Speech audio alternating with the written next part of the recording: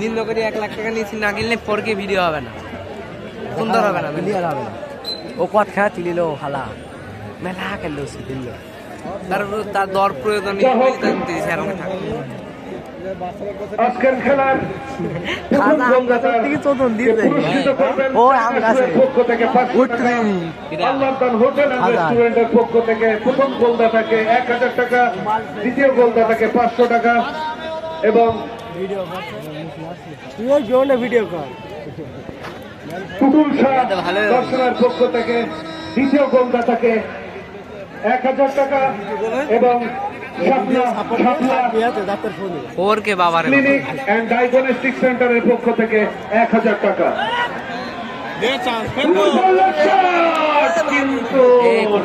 যে কথা বলছিলাম জিওগ্রাফিক্যাল প্রবলেমের কারণে যেটা আমরা বলে থাকি ব্যাটে বলে হয়নি, কিন্তু আমরা বলবো পায়ে বলে হয়নি, যার কারণে ফলপ্রসূ শট দিতে পারলো না, বল চলে গেল গোলরক্ষকের হাতে। এদিকে তুলেছেন, উদ্দেশ্য ছোট আকার, আমি দেখতে একবারে সুন্দর হচ্ছে, রাতু লোকের সাইড ডিফেন্ডার করতে ক্লিয়ার হয়ে গেল। আবার পাল্টা আক্রমণ রাইট উইঙ্গার আবু সাইদ, যার পাঠিয়েছিলেন সেই সুমনের উদ্দেশ্যে, যার অ্যাসিস্টে একটি গোল হয়েছিল।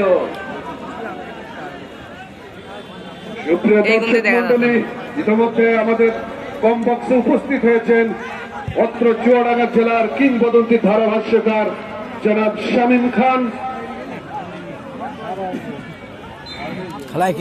শামীম খান, তাকে অভিনন্দন জানাচ্ছি। 10 নম্বরের নাম আছে নানা নানা নানা। যা হোক, বলের দখল রেখেছে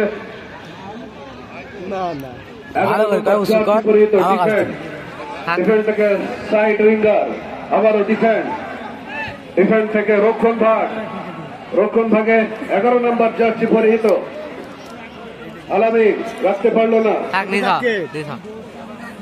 আবারও বাবু থেকে শামীম থেকে আলামিন থেকে ভুলফা, ক্যামেরুন থেকে আগত ফরেনার, একমাত্র ফরেনার আজকের ফাইনাল ম্যাচের মানা।